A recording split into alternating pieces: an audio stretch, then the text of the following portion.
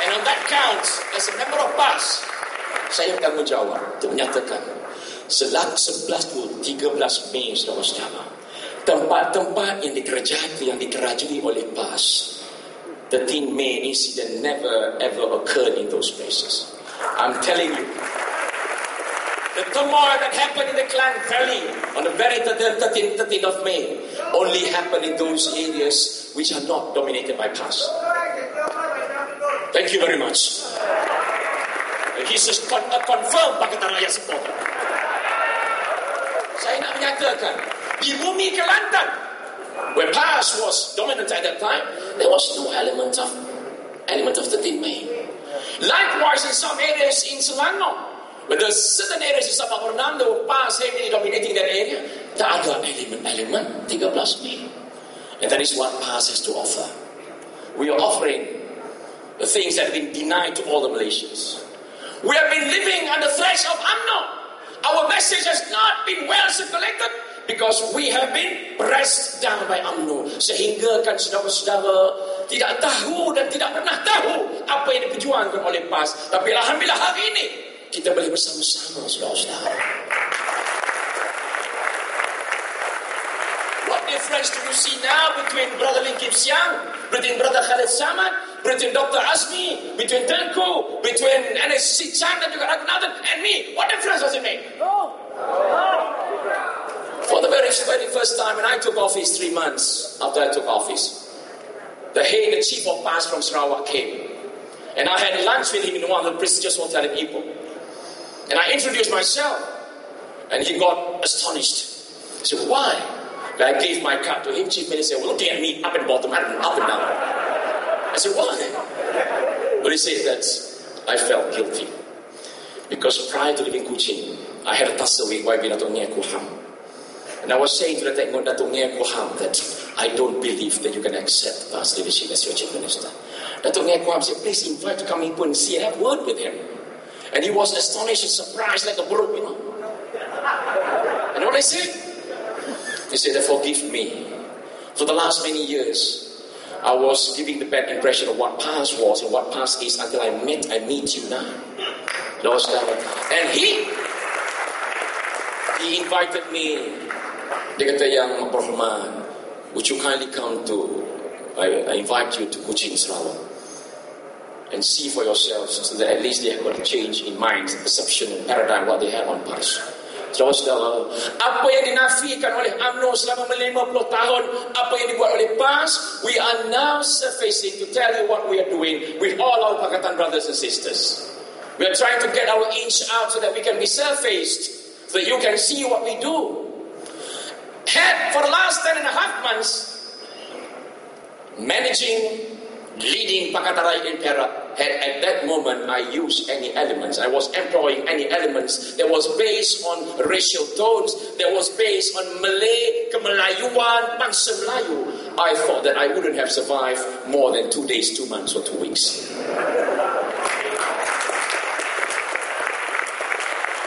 But because we agreed to leave some of our differences aside, and we agreed to have all our strength and our common things to be together to manage Perak.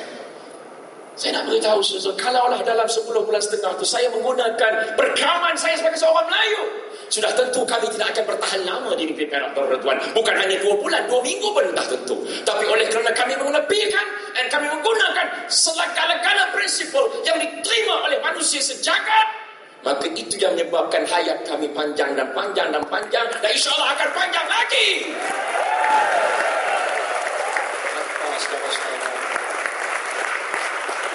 Kami boleh bersetuju. Can you imagine that 31 of us, less 3 becomes 28.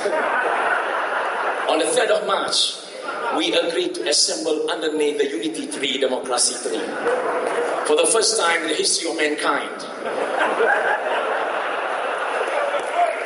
For the first time in the history of the world, history of mankind, we were able to assemble together 28 of us in one unified democratic tree. And it is still now underneath.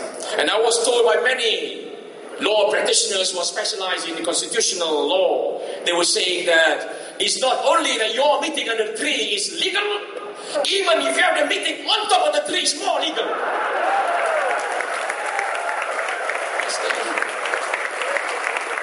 Sehingga hari ini, one of the prayers by Zamri to nullify the assembly under the tree has not been answered by the federal court.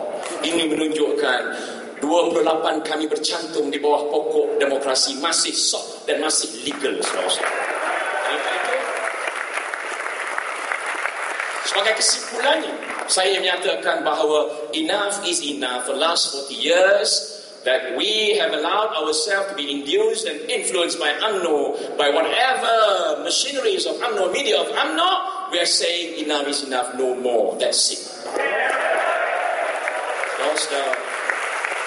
We are going to say that what happens in Bukit Gantang is going to have the repercussions in the next general election. And certainly, the first general election will be the snap election in Perak. Okay!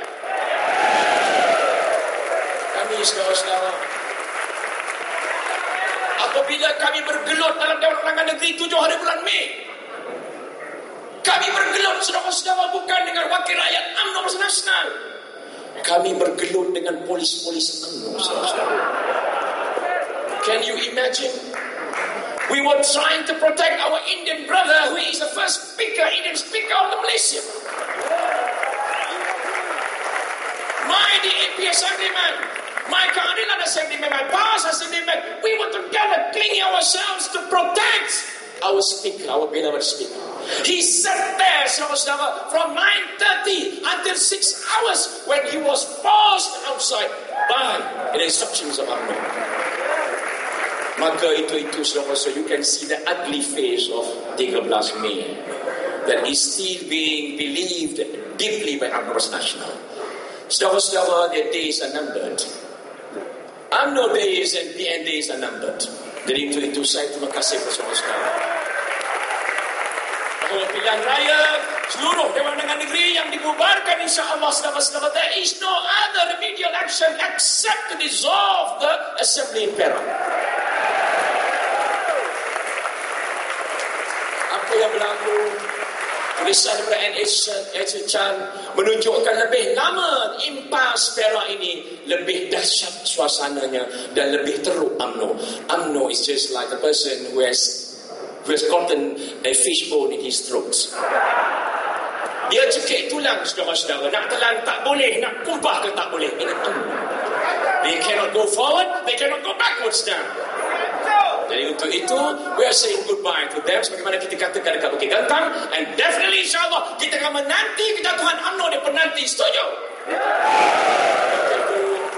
Kita akan menunggu soalan-soalan bersama. Saya terima kasih di atasnya. InsyaAllah pilihan raya akan datang. The new landscape, political social landscape, social fabric of Malaysia is going to be no racism, no separatism, no discrimination, except to regard every Malaysian as equal in everything. Saudara-saudara, itulah hajat kami.